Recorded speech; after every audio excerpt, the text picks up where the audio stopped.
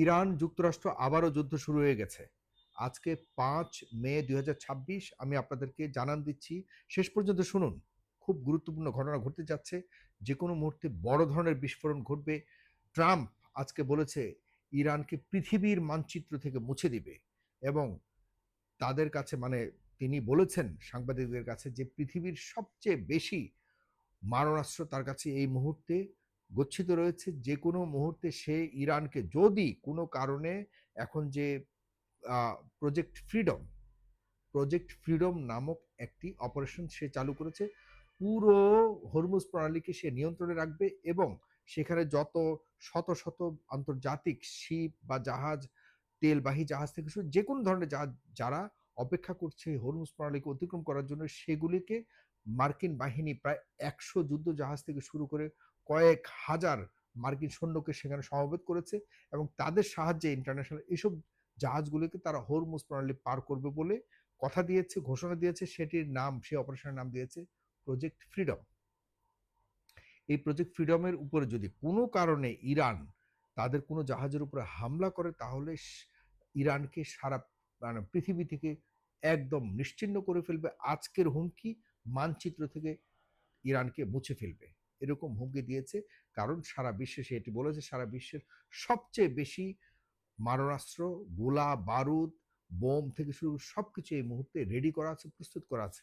এটি আমি আপনাদেরকে একটু আগে পৃথিবীর সবচেয়ে প্রখ্যাত সংবাদ মাধ্যমগুলিকে ঘেঁটে আপনাদেরকে আমি জানান দিচ্ছি প্রিয় বন্ধুরা। কিন্তু ঘটনা রয়ে গেছে। আপনারা শেষ পর্যন্ত শুনবেন, কারণ হলো এই হুমকি জনাব ট্রাম্প সেই যুদ্ধ শুরুর আগে থেকেই বলে আসছে। এই পর্যন্ত কিছুই করতে পারেনি, শুধুমাত্র ইরানের কিছু স্থাপনা ধ্বংস করেছে, ইরানের সর্বোচ্চ নেতাদেরকে হত্যা করেছে, যার প্রেক্ষিতে ইরান ইউনাইটেড হয়েছে। এর আগে ইরান কিন্তু ইউনাইটেড ছিল না, কিন্তু ইরানকে ইউনাইটেড করেছে যুক্তরাষ্ট্র এবং এই ইউনাইটেড শক্তি নিয়ে ইরান হুমকি দিয়েছে যত কিছুই করো আমরা তোমাদেরকে মোকাবেলা করবই। ইরান ইতিমধ্যে ঘোষণা দিয়েছে কোনো ধরনের মার্কিন বা যে কোনো ধরনের জাহাজ যদি এদিকে অতিক্রম করার চেষ্টা করে তাহলে তাদেরকে সরাসরি লক্ষ্যবস্তু বানানো হবে এবং বোম্বিং করা হবে। ইতিমধ্যে আরেকটি মিথ্যা কথা ছড়িয়েছে। যুক্তরাষ্ট্র বলেছে যে তাদের একটি জাহাজ মানে অলরেডি হরমুজ প্রণালী পার হয়েছে। ইরান ঘোষণা দিয়েছে সম্পূর্ণ মিথ্যা। এমন কোনো জাহাজ, যুক্তরাষ্ট্রের কোনো জাহাজ বা কোনো ধরনের জাহাজ, কোনো দেশের জাহাজ হরমুজ প্রণালী পার হয়নি। তারা সম্পূর্ণভাবে নিয়ন্ত্রণে রেখেছে হরমুজ প্রণালীকে। হরমুজ প্রণালী কোনোভাবেই ছাড় দিবে না এবং আমি মনে করি তারা যেহেতু বলেছে যে কেউ যদি কোনো কারণে হরমুজ প্রণালীর উপরে এরকম নিয়ন্ত্রণ প্রতিষ্ঠা করবার চেষ্টা করে তাহলে যে লক্ষ্যবস্তু বাড়াবার চেষ্টা করছে মানে কি জানেন? হরমুজ প্রণালী কোথায়? হরমুজ প্রণালী মাত্র মানে ইরানের দ্বীপ ঘেঁষে ইরানের নিজস্ব সম্পত্তি এটি। ৪০ কিলোমিটার প্রস্থ একটি লেক বা একটি প্রণালী, স্ট্রেইট যেটাকে বলে। সেটি সম্পূর্ণভাবে আইআরজিসি এবং ইরানের নিজস্ব সম্পদের উপরে এটি অবস্থিত, যেটির উপর দিয়ে সারা বিশ্বের তেল সরবরাহের মধ্যে ২০% তেল এদিক দিয়ে সরবরাহ হয়। সুতরাং এটি সম্পূর্ণ নিয়ন্ত্রণ রয়েছে আইআরজিসির। আইআরজিসি বলে দিয়েছে বা ইরান বলে দিয়েছে এদিকে কেউ যদি পার হবার চেষ্টা করে তাহলে তাদেরকে ধ্বংস করা হবে। এদিকে আরব আমিরাতের উপরে যে বলা হচ্ছে যে আরব আমিরাতের ফুজাইল যে পেট্রোলিয়াম, অনেক বড় ধরনের পেট্রোলিয়াম প্ল্যান্ট সেখানে হামলা করা হয়েছে। আমি মনে করি যে এই হামলাটি আসলে ইরান করে। ইরান এখনো পর্যন্ত স্বীকার করেনি। কিন্তু যুক্তরাষ্ট্র এবং আরব আমিরাত বলেছে যে আমাদের ফুজাইল পেট্রোলিয়ামে ইরান হামলা করেছে। আমার কাছে মনে হচ্ছে কারণ আরব আমিরাত এই মানে মধ্যপ্রাচ্যের মধ্যে সবচেয়ে বড় দালাল হলো আমেরিকার আরব আমিরাত। তারা এখন কোন রকম ইন্টারন্যাশনাল কমিউনিটিকে বোঝানোর চেষ্টা করতেছে যে হ্যাঁ, ইরান আমাদের উপর হামলা করেছে, সুতরাং যুক্তরাষ্ট্র এখন ইরানের উপর হামলাটা জাস্টিফাইড। এটিকে প্রমাণ করবার জন্য এই এর আগেও সবসময়ই পশ্চিমা, পশ্চিমা বলি না আমি, আসলে পশ্চিমা দেশ বলতে তো আমরা সেই ইউরোপিয়ান দেশগুলিকেও বুঝাই। তারা কিন্তু ইতিমধ্যে তাদের অবস্থান স্ট্রংলি জানান দিয়েছে। আমরা পশ্চিমা বলে আর আসলে আ এভাবে দোষী করা ঠিক হবে না। এখন শুধুমাত্র উত্তর আমেরিকার এই যুক্তরাষ্ট্র আর এখানে এই যুক্তরাষ্ট্রের যে জারজপুত্র আ ইসরায়েল এবং ইসরায়েলের আ প্রধানমন্ত্রী নেতানিয়াহু হলো এখন একমাত্র এই যুদ্ধের পক্ষের শক্তি। তারাই এখন চাচ্ছে যেকোনো উপায়ে, যেকোনো দামেই হোক, যেকোনো বিনিময়ে হোক, ইরানের কাছ থেকে ন্যূনতম বিজয় নিয়ে এরপরে দেশে ফিরে যাওয়া। কিন্তু কোনোভাবেই এই বিজয় পাকিস্তানের মধ্যতায় আপনারা জানেন যে কয়েক সপ্তাহ ধরে চেষ্টা করা হচ্ছে। এখনো কোনো ধরনের চেষ্টা ফলপ্রসূ কোনো ধরনের আউটকাম আসেনি। বরং ইরান বলে দিয়েছে যে আমরা যুদ্ধের ময়দানে এর সিদ্ধান্ত নিব।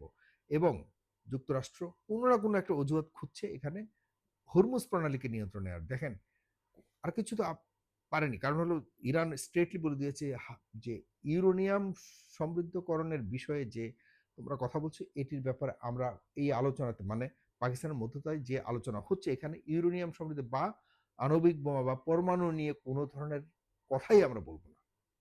তোমরা অন্য কিছু বলো, হরমুজ প্রণালীকে আমরা প্রয়োজনে ওপেন করে দিব, তোমরা অবরোধ সরিয়ে নাও। এই প্রেক্ষিতে এই শর্তে আমরা হরমুজ প্রণালী খুলতে রাজি আছি।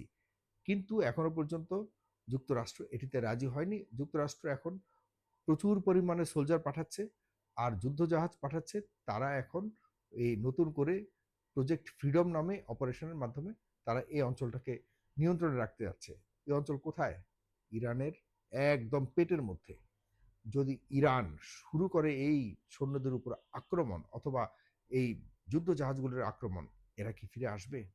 কোনোভাবে ফিরে আসবে না। ইরান কিন্তু সবসময় মানে তারা তাদের উপরে যখন আক্রমণ করা হয় তখন তারা জবাব দেয়। এই নীতি তারা এখনো পর্যন্ত তারা অবস্থান করছে। বিশ্ববাসীকে জানান দিচ্ছে যে আমাদের যেহেতু এখনো পর্যন্ত সিজ ফায়ার চলছে, আপনাদের মাথায় রাখতে হবে। সুতরাং সিজ ফায়ারকে কারা লঙ্ঘন করছে? ইরান বলেছে আজকে যে তোমরা যদি এই ধরনের কোনো চেষ্টা করো হরমুজ প্রণালীর উপরেও তোমরা খবরদারি করার চেষ্টা করো তাহলে এটি মানে যুদ্ধকালীন যুদ্ধবিরতিকালীন সময়ে এটি যুদ্ধ বিরতি লঙ্ঘন করবার সামিল হবে। সুতরাং তোমাদেরকে সাবধান করে দিচ্ছি তোমরা কোনোভাবে এই চেষ্টা করো না।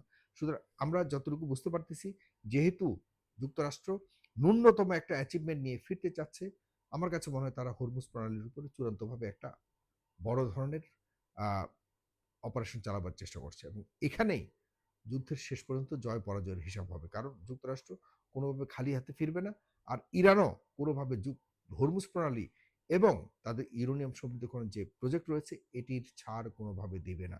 সুতরাং আমরা যে পাকিস্তানের মাধ্যমে যে শান্তি চুক্তি শোনার কথা শুনছি সেটি আসলে হতে যাচ্ছে না। আরেকটি যুদ্ধ আমাদের সামনে আসন্ন। আপনারা দোয়া করুন যাতে এই ধরনের যুদ্ধ না হয়। এটি আমাদের সবার কামনা। যুক্তরাষ্ট্র বুঝুক এবং যুক্তরাষ্ট্র আর এই তার যার সন্তান ইসরায়েলের ফাঁদে না পড়ুক এটিই চাই। আমরা চাই একটু শান্তিতে থাকতে। কারণ তেলের দাম এত বৃদ্ধি পেয়েছে হরমুজ প্রণালী যদি আবারও একইভাবে মানে স্টাক হয়ে যায় আমরা সামনে কি অপেক্ষা করছে কল্পনাও করতে পারছি না। ধন্যবাদ সবাইকে। ভালো থাকুন। শেয়ার করবেন সবার জন্য। ধন্যবাদ।